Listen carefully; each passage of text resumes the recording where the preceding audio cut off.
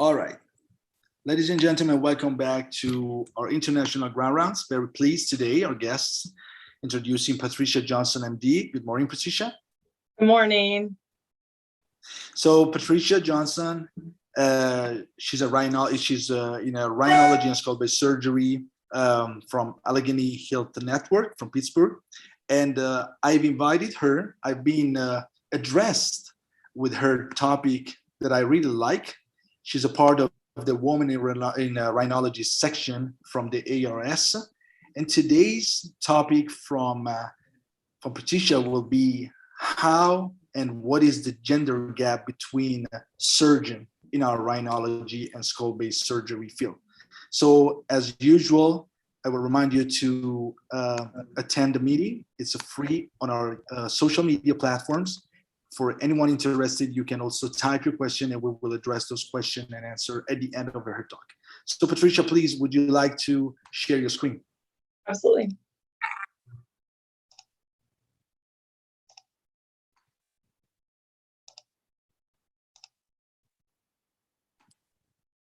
All right. So I'd like to thank Dr. Dehgani for inviting me to present our work exploring the gender gap among rhinology and skull-base surgeons. I'd also like to thank my mentor, Dr. Tosla, who supported me for the last several years as we've gotten this project from the ground to presenting in the eventual publication, and to my co-authors who, without them, this would not be possible. And then this work has been previously presented at the American Rhinologic Society meeting back in October. I have nothing to disclose. For the first time in 2017, more women matriculated into U.S. medical school than men. Not only has this trend continued yearly since, but the number of women matriculating continues to increase. Following a similar trend, the number of female ENT residents continues to rise, as does the number of practicing female otolaryngologists. As of 2019, published data indicated that the rhinology workforce in the United States was 82% male and 18% female. Gender gaps in otolaryngology have been identified. Women are disproportionately underrepresented in leadership positions such as program directors of residencies and fellowships, chairs, editors of major journals, and senior ranking academic faculty. Women receive less NIH funding, comprise a minority of published authors and senior authors, and are underrepresented as speakers and panelists at major otolaryngology meetings. In 2013, this study explored the scholarly productivity in academic departments, and they did report that from 92 academic otolaryngology programs, the majority of the faculty was made up of men, with only 3 female chairs. And again, 88% of the professor titles were held by men. And then at the assistant and associate levels, men had a higher H indices than women. But at professor and chair levels, the women did have higher H indices than the men.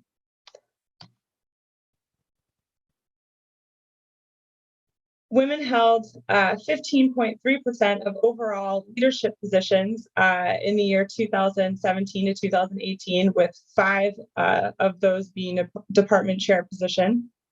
What was interesting, though, is that women were found to take on directorship roles with fewer years of practice and lower academic ranks, as well as lower H indices than their male counterparts. And the author speculated that this could represent an early trend of involvement of women in leadership positions. From 2003 to 2018, there were 271 Trilogic Society panels. Of these, 141 had no women representation. The total proportion of female inclusion in Trilogic Society panels has increased from 12.5% in 2003 to 76% in 2018. While the female participation in conferences has increased over time, it still does not reach the proportion of women in academic medicine, which is about 28%. In 2019, this study compared the proportion of women present on editorial boards of major otolaryngology journals to the proportion of women who served as assistant, associate, or full professor, which seen here is about 28%. While the representation of females overall has increased from 1997 to 2017, the proportion of female editorial board members was far lower than that of the proportion of female academic otolaryngology faculty. And in fact, only one journal had the expected amount of representation based on the number of female academic otolaryngologists. At the time of publication of this journal, there was only a single woman who was co-editor-in-chief of a journal. In this time period studied, female authors accounted for a total of about 23% of overall authors in rhinology, allergy, and skull-base surgery literature. Female first authors significantly increased, as did the proportion of females on research team over time. The gender of key authors influenced the team structure, as the proportion of male authors per team was greater if the first or senior author was male. This was also true of the proportion of females on a team if the first or senior author was a female. Women published significantly more than expected in allergy and significantly less than expected in skull base. Male authors were overall significantly more likely to publish in skull base. Of the funded studies included in this review, the first author position followed the expected distribution, 24% female, about 76% male. However, the senior author position was a male more frequently than expected. Women were disproportionately underrepresented as senior authors of studies funded by the NIH, funded by a university, and funded nationally. In academic surgery, pay gaps exist across every rank, with the largest gap being $128,000 at the associate professor level. Even when female surgeons work the same hours as men and generate the same RVUs, they are still paid less than their male colleagues. As of 2020, female otolaryngologists were compensated only 77 cents for every dollar a male otolaryngologist was compensated. This is the second worst wage gap in medicine. Our study was broken up into two phases. Phase 1 aimed to evaluate the trends in rhinology fellowship graduation rates and job placement after fellowship and provide a description of current academic rhinology workforce. Phase 2 aimed to examine the current state of rhinology and skull-base surgery and to identify any disparities in compensation, academic rank, productivity, funding, leadership, and industry collaboration, as well as examine any social or external factors that may motivate career choices. For the first phase of the study, data on all rhinology and skull-base surgery fellows from 1992 to 2020 was obtained using the ARS website. Additional information was obtained by surveying individual program websites. For phase 2 of the study, a survey consisting of 58 questions was distributed to 934 members of the ARS community on doc matter.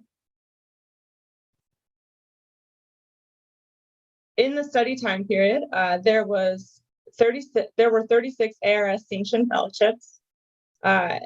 33 of those were included in the review of the graduates, as 3 programs were new and lacked matriculation data and graduation data. From 1992 to 2020, 397 physicians graduated from fellowships sanctioned by the ARS throughout the US, Canada, and Australia. 78 of these were female and 319 were male.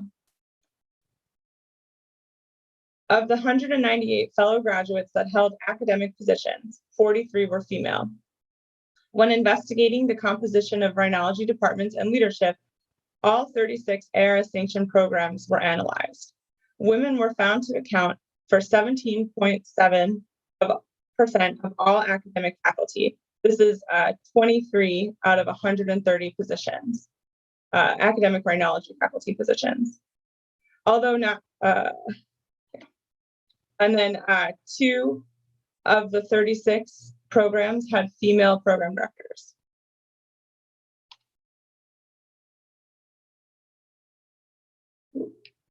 Guys, the number of female rhinology fellows has increased over time, but the proportion of male to female fellows has remained stable over the last 2 decades. For phase 2, we received 75 responses to our survey. 30 were females, 45 were males, 43 were fellowship trained, and most were in practice for 10 or greater years. Here's the distribution of our entire cohort of 75 respondents. An analysis of this workforce showed that a majority of female and male rhinologists held academic positions, and they had a similar distribution of academic titles.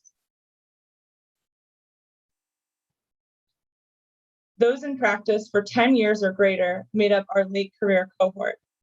While there was a greater number of males in the late career cohort, the proportion of males and females holding the designation of full professor was similar.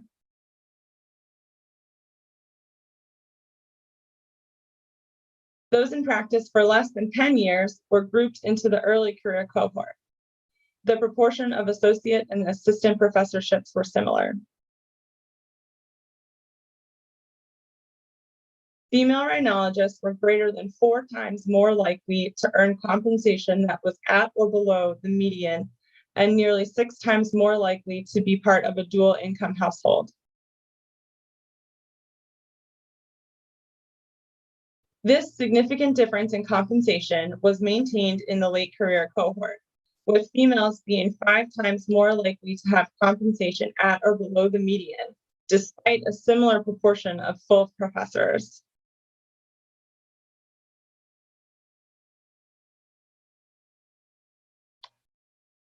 Within the early career cohort, males and females had a similar compensation with respect to the median.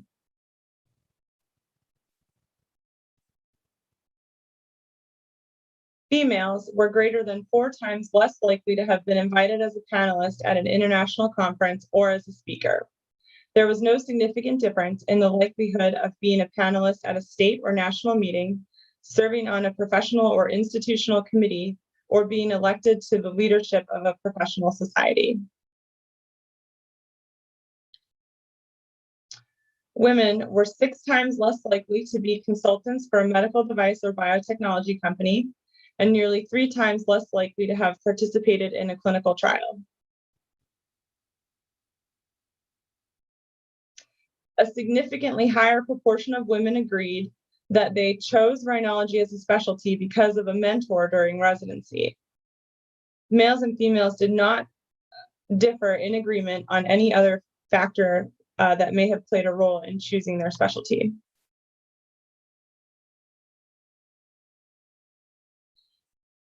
When compared to their male counterparts, a significantly higher proportion of women have considered changing their specialty and reported that family leave played a major role in choosing their current position. There was no significant difference noted in the number of grants applied for and awarded with respect to gender. This table shows the number of grants that were awarded and each grant specifically. And I think it's interesting that 3 females were awarded an NIH grant and 4 males were awarded an NIH grant. And 2 of the NIH grants that males were awarded were RO1s.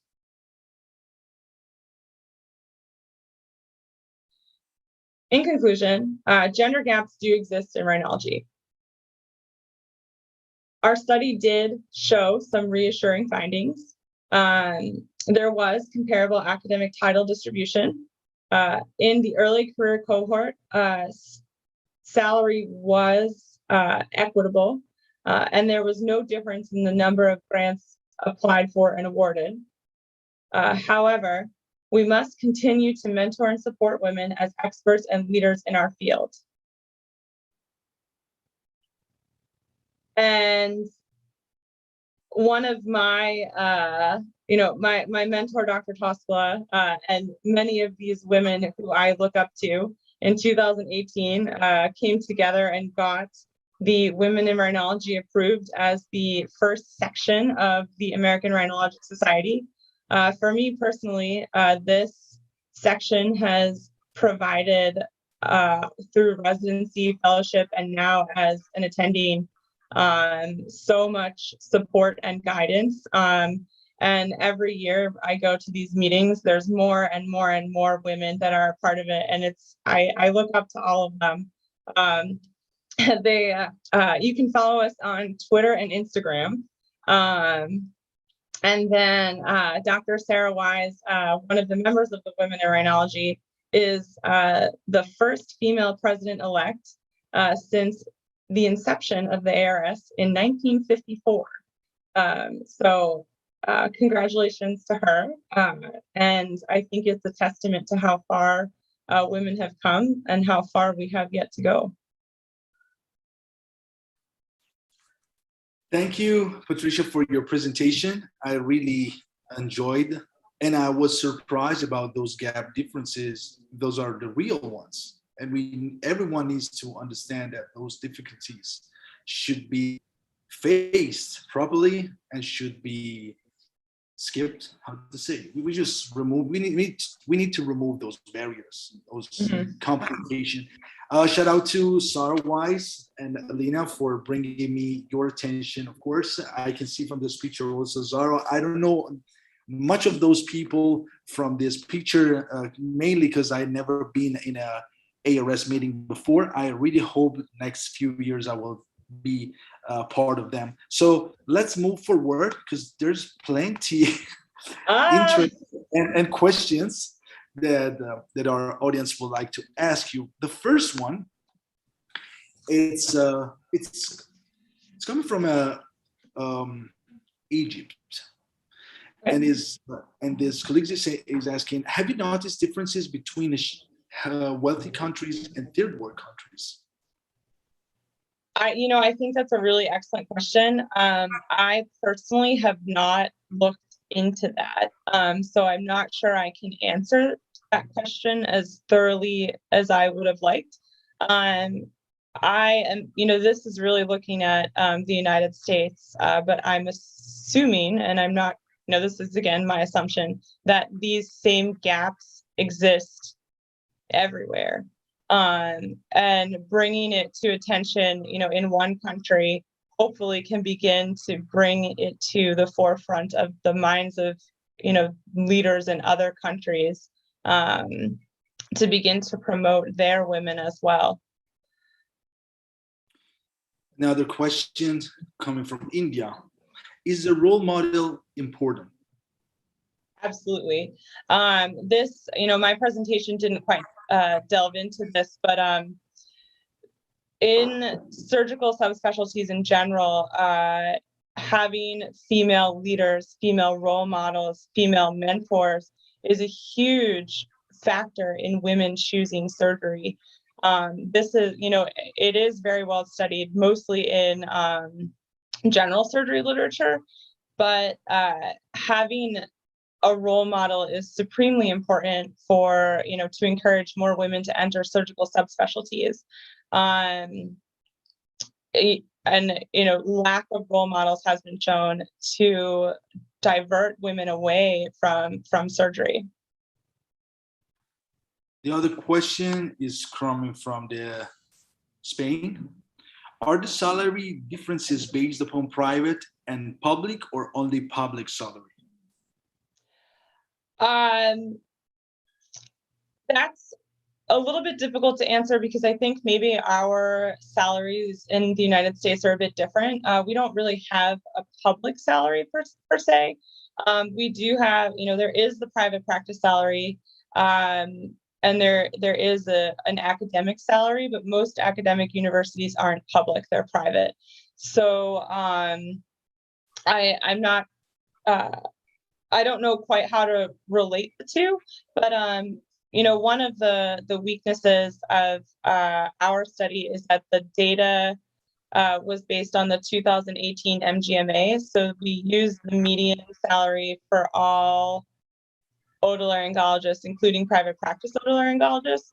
It was not specific to academic otolaryngologists. So the median of ours was based on, all of the salaries. As far as that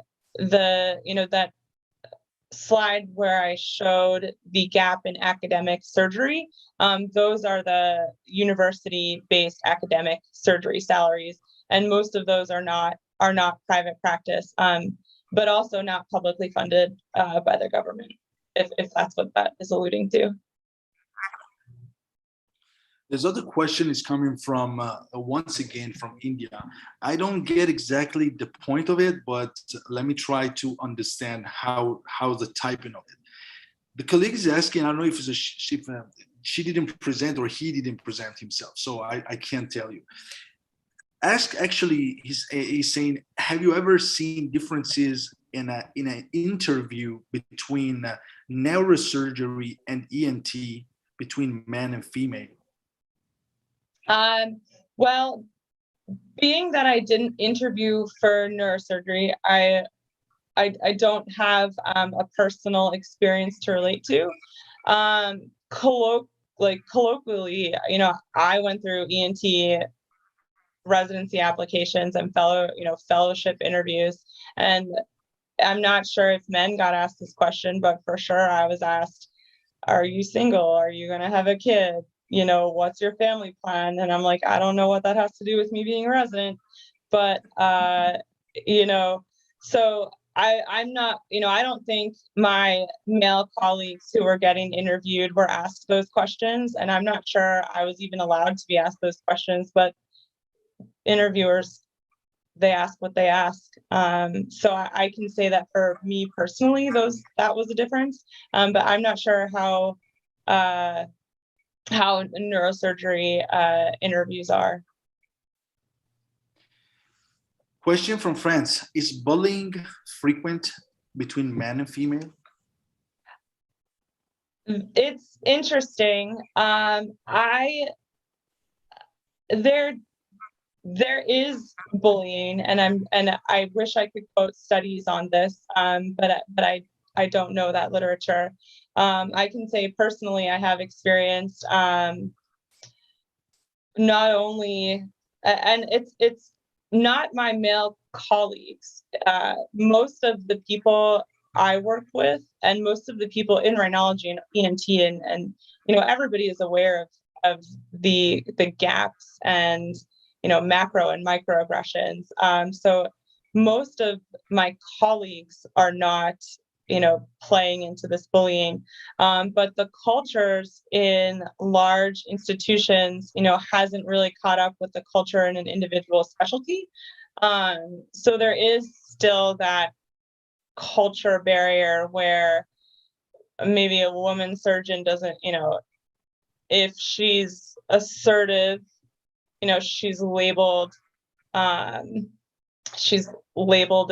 difficult to work with, moody, has an attitude. But if a male colleague is assertive, he's labeled as fighting for his patient, doing the right thing, let's get him what he needs.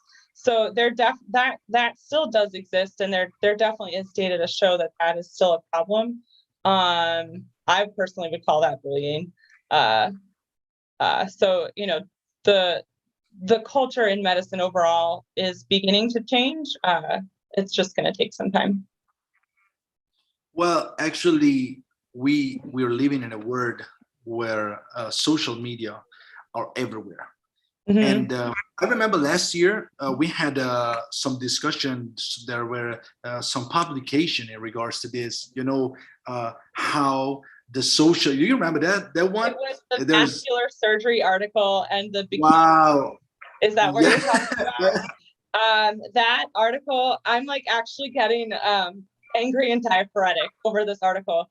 No, that was horrifying. I'm glad they retracted it. I can't even believe it was ever published.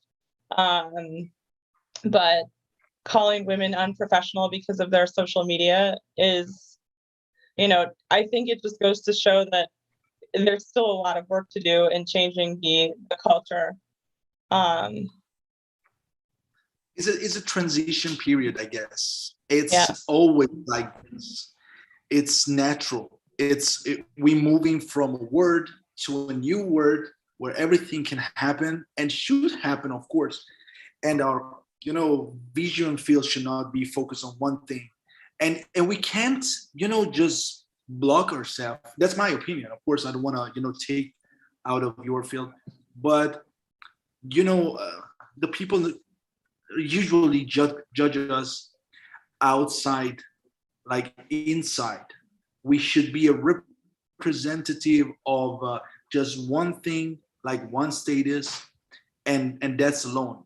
And it's like, taking out our freedom. Because if you just moving out of your field, then everyone are like roasting you for that. Yeah, and it can't be like this. And I can imagine how bad could be for a woman that would like to, dress. Dressing could be impactful. So that's basically the discussion of today. So we're running out of time. If you would like to suggest something for the next generation, or for anyone that would like to join the residency program in ENT or neurosurgery, as a woman in rhinology, what are your suggestions for those colleagues? My suggestion is, if you want it, go for it. You may have to jump over a hurdle or two, but it's worth it on the other side. Seek out those mentors more and more, like the women in otolaryngology and the women in rhinology. Women are coming together to serve as groups of mentors for the upcoming generations. And then, for me, finally, on the other side of all of my training, now it's my turn to pass it forward. So, seek out help, and then become a mentor, become the help, bring up the women next to you and behind you. You don't, it is easy to get on a one track, like, it's my career, my focus, my mind, but don't forget about the people around you, the women around you, the students and residents behind you that are coming up behind you. Bring everybody with you. And that's how we can continue to move forward. Yes, thank you for this motivational talk. Thank you for the presentation. Thank you, Patricia. For anyone interested, or if you have any question, I've already asked Patricia. She's really a kind person. If you want, you can email her. You can also join the Women in Rhinology section for their initiative for the future. And so thank you again. I would just take this. Yeah, of course. I would love to have an update next year, probably, to see those differences, because we need some new differences, and satisfy this gap and make it equal. And it's basically, and it's equality. Predicting, we already talked about, when are we going to submit the same survey and see what has changed. So it's definitely coming in the future. Great. Thank you, Patricia. Before closing the remark, I would like to remind you, next appointment, November 24th, Wednesday, we have another guest, Caroline Hart from Belgium. She will talk about sniffing tests for olfactory disorders, the methodology and interpretation of the results. Pretty useful during this pandemic, so keep posted. If anyone missed this talk today with Patricia Johnson, I remind you that it's available on our social media platforms, Facebook, YouTube, and Twitch. Thank you, Patricia. Stay safe. Thank you. Have a good day. I'll see you very, very soon. Goodbye. Yep. Thank you so much.